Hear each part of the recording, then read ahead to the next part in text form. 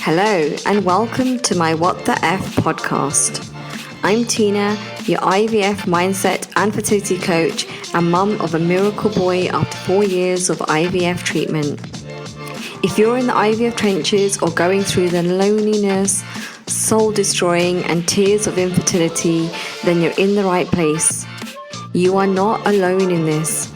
I'm here to help you be kinder to yourself, even in the toughest moments when you feel so frustrated and overwhelmed and feel like giving up. Together, we will help you to find happiness and peace during one of the toughest chapters of your life. And if there is just one thing that you take away from this podcast and work on, then my heart is already full. Hello, beautiful souls, and welcome back to What the F, from Infertility Exhaustion to Peace. I'm Tina, and today we're talking about one of the most, honestly, I would say heart-wrenching moments in the IVF journey, and that's when an embryo transfer fails, doesn't implant, doesn't stick. And when that moment you realize that all the hard work has left you empty, with nothing, absolutely zero.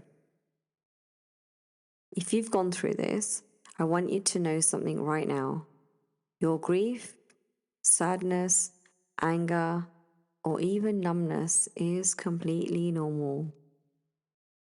I went through my own cycles where the embryo transfer failed, didn't work 3 times over on my IVF journey, and it was heartbreaking each time. IVF is bloody hard, and your emotions reflect this enormous hope, energy, and the love, sweat, blood, and tears you've literally poured into this journey. In this episode, I'll be talking more about how to process what you're feeling, and more importantly, how to use the mind-body connection and NLP, which stands for Neuro-Linguistic Programming, to begin shifting your emotional experience, even in the middle of heartbreak and mental and physical and emotional anguish. A failed transfer can leave you feeling so many things, like it's such a personal experience, but can leave you also feeling heartbroken, numb, angry, frustrated, emotionally and physically shattered, because you've spent and invested months or even years, in my case, and so many women I speak to in their case, into appointments, tests, injections, eating the right thing, avoiding the wrong things, like acupuncture, TCM, hours and hours of research, praying like you've never prayed before, and hope and belief. And so much of this journey is out of your control, which can leave you feeling completely and utterly helpless.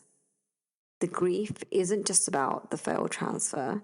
It's about the loss of a dream, the breakdown of hope, and the constant uncertainty of this journey, which slaps you right in the face. Honestly, we can't always control what happens to us, but we can control how we respond, how we experience it, and how we allow ourselves to process it all.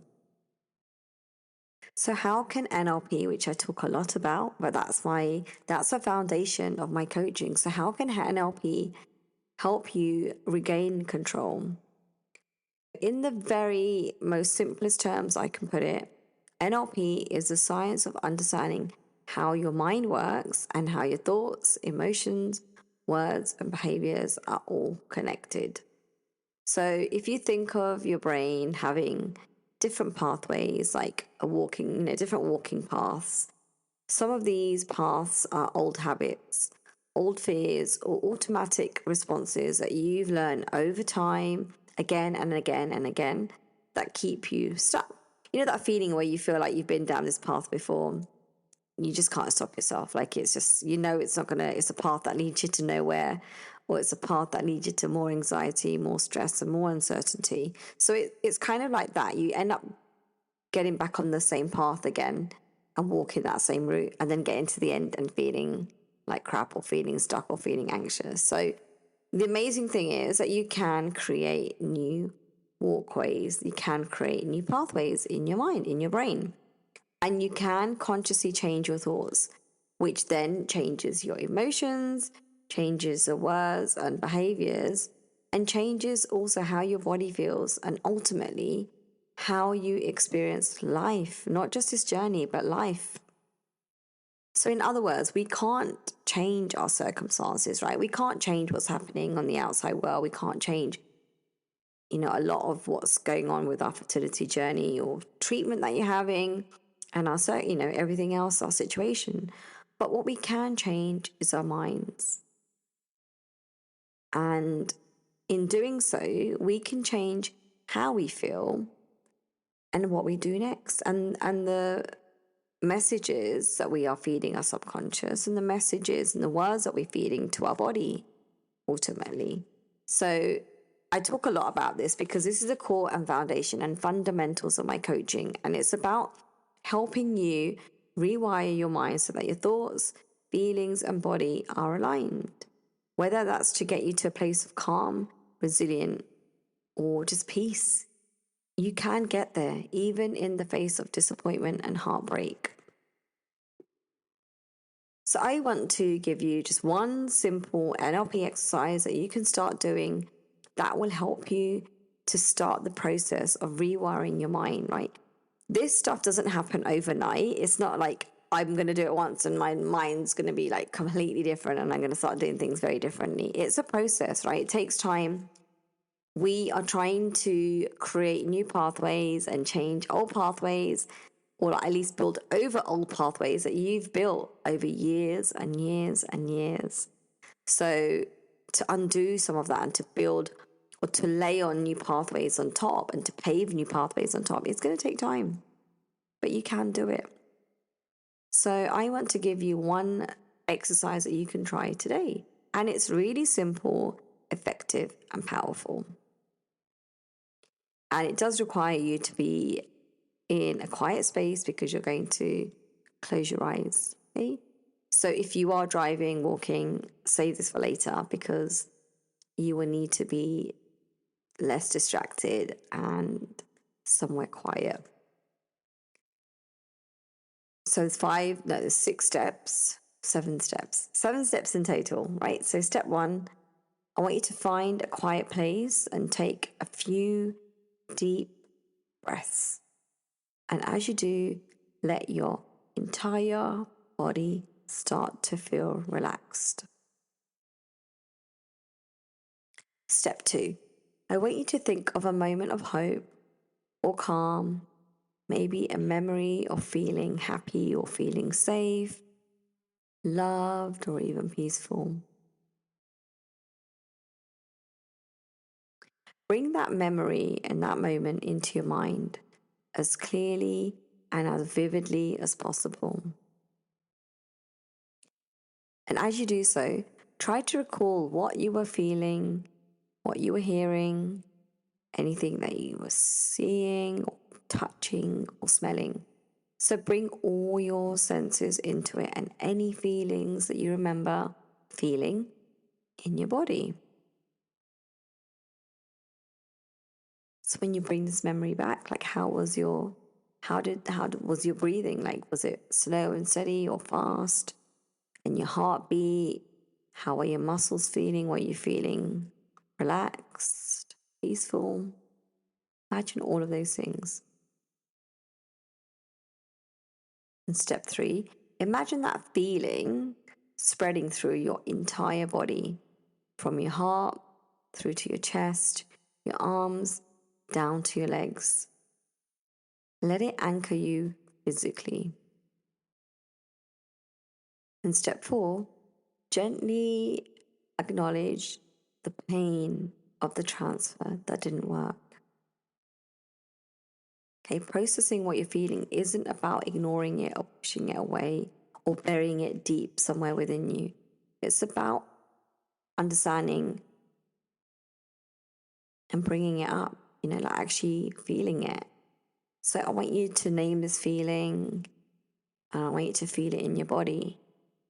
But I don't want you to get stuck in it, and that's the key.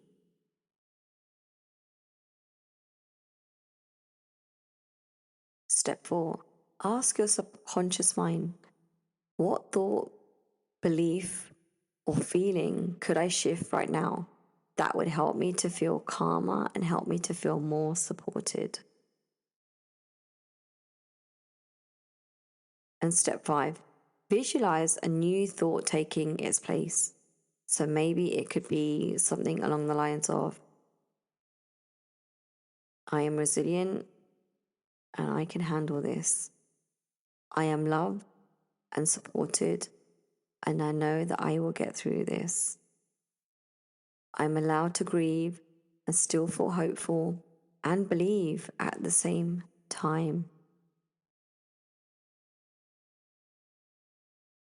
You can say whatever comes to your mind, whatever makes you feel comfortable, whatever gives you that strength and that hope. Step 7, I want you to take a deep breath and place your hand over your heart and let this feeling anchor into your body versus keeping you stuck. Do this daily or as often as you need. And the more you do it, honestly, over time, the more you'll start to feel the effects and the changes. And the more you'll see these small shifts, retraining your mind and retraining your thoughts. The more you'll see, by doing this, you're helping to regulate your own emotions. You're able to find a sense of calm and control, even when it feels like everything is going wrong, one thing after another. And after doing this exercise, you can also try to write stuff down, like journaling, which can also help you shift even more and create even more neural pathways at the same time, which is, amazing. And it's a bonus.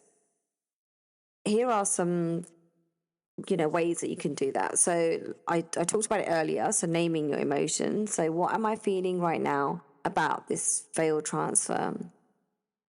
Can I name each emotion without judgment? Am I feeling anger, sadness, disappointment, fear, frustration? Like, what is it? What is it exactly? And then it's about shifting that thought. So what is one thought that I can consciously choose today that will help me feel supported, hopeful, and just be okay? And how can I remind myself of it throughout the day? Even in this difficult moment, what is one small thing that I can feel grateful for today? It can be my body, my partner, my support system, or even my own strength and resilience through every single thing that I've been through. What is one gentle action that I can take today to support my mind, body, and emotional well-being? And how can I be gentle towards my needs and nurture myself throughout this journey, throughout this process? When you write this, I really want you to write it freely, not like you're doing some homework or you're writing an assignment that someone's going to mark and watch over you. So write freely without any judgment, like no one's watching you or, assessing you. So even if you do it for 5-10 minutes, it really does help build so much in terms of your resilience. It helps you to also learn to be kinder to yourself, which is something that is so hard when you're on this journey because you end up just blaming yourself and you end up beating yourself up about one thing or another. And so writing this down helps you to see what is true and what is kind of like the stories that you're, telling yourself, but also where you need to, it kind of highlights where you are being harsh on yourself and where you need to try and be a bit more gentler with yourself, with your emotions, what you're feeling, and be kinder to yourself. And it also helps you release some of the fog, there's some of the fog that you're feeling and helps you find some clearness and some clarity through it all. So give it a go and let me know how you get on. I'd love to hear back from you in terms of whether it's helped you, or if you're feeling stuck and you're not sure what else to journal around. Just get in touch with me. I'd love to help you.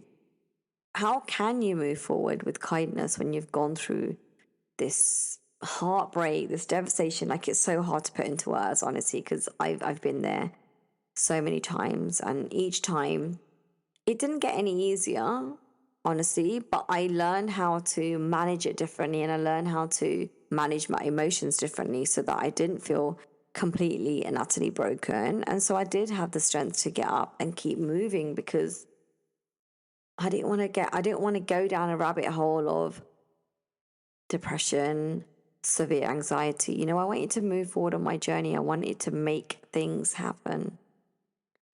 And I wanted to get there. I wanted to get there where I am, where it does work, where I am successful, or where I feel like I need to be.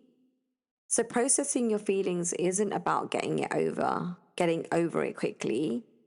It's about understanding and being real with your own emotions without any judgment, and creating a safe space for you mentally and emotionally. And also, it's about slowly reshaping and shifting how you think and feel about your journey, using tools such as NLP or journaling or visualizing or energy practices, like whatever works for you. But I do want you to remember that this failed transfer doesn't define you, your body, or your future. It's a step in a much larger journey, and the way you process it can actually strengthen your resilience and help you and prepare you for the next steps ahead. Be gentle and kind with yourself, and always ask yourself, like, what do I need to do for myself today? Or what does my body need from me today? So what do I want you to take away from today's podcast? There's so much that you go through when you're in this state of heartbreak, disappointment, frustration, anger. Like, there's just so many things swirling around in your head. But what I want you to take away is that acknowledging your emotions, whether it's grief, disappointment, anger, frustration, even jealousy and envy for other people that are getting pregnant around you, or from treatment, they are all real and they are all valid, and it's okay to feel like that. I want you to understand that there is something that you can do to help yourself and understand NLP, and you can consciously change thoughts, emotions, and behavior to shift how you experience life. Now, this isn't easy to do by yourself. So if this is something that you want to do, then I do encourage you to work with an NLP practitioner, someone like myself or anyone else that you find that you click with, because they really can help you understand how to do this. Because sometimes, we can't do everything on our own, and we do need support from someone who gets it and someone who's experienced and is an expert. One small practice, such as visualization and the anchoring of feelings of calm, peace, happiness, hope, can begin to rewire your mind and your thoughts. Focusing on self-kindness, so releasing any feelings that you have around guilt or shame, being gentle with your own feelings, and remember that you are stronger than you ever imagined, and this journey is showing you just that. If this episode resonated with you, I'd love for you to share it with someone who might need to hear it. And if you want support navigating your emotions after a failed transfer or all the uncertainty of this journey, then I'm here to help you. I'm here to help you with those tools, techniques, and strategies, coping strategies, to help you rewire your mind, nurture your own body, and help you to move forward with clarity, with confidence, but most of all with self-kindness, because that is so important, and I can't stress it enough. If you found today's conversation helpful, I'd love for you to subscribe rate, and leave a review. Your support helps others to find the safe space, and I'm so grateful for that. And if you're ready to take the next step in your fertility journey, get in touch with me. I'm here to help, guide, and support you through this process. So whether you need help shifting your mindset or just someone to listen, I'm with you every step of the way. I want you to remember that your fertility journey is uniquely yours, and that is enough. Take care of yourself, be kind to yourself, be gentle, and trust that you are incredible. You're stronger than you give yourself credit for, and every step you take is a step forward towards your healing and towards your growth. Sending you love, strength, and all the support you need. Until next time.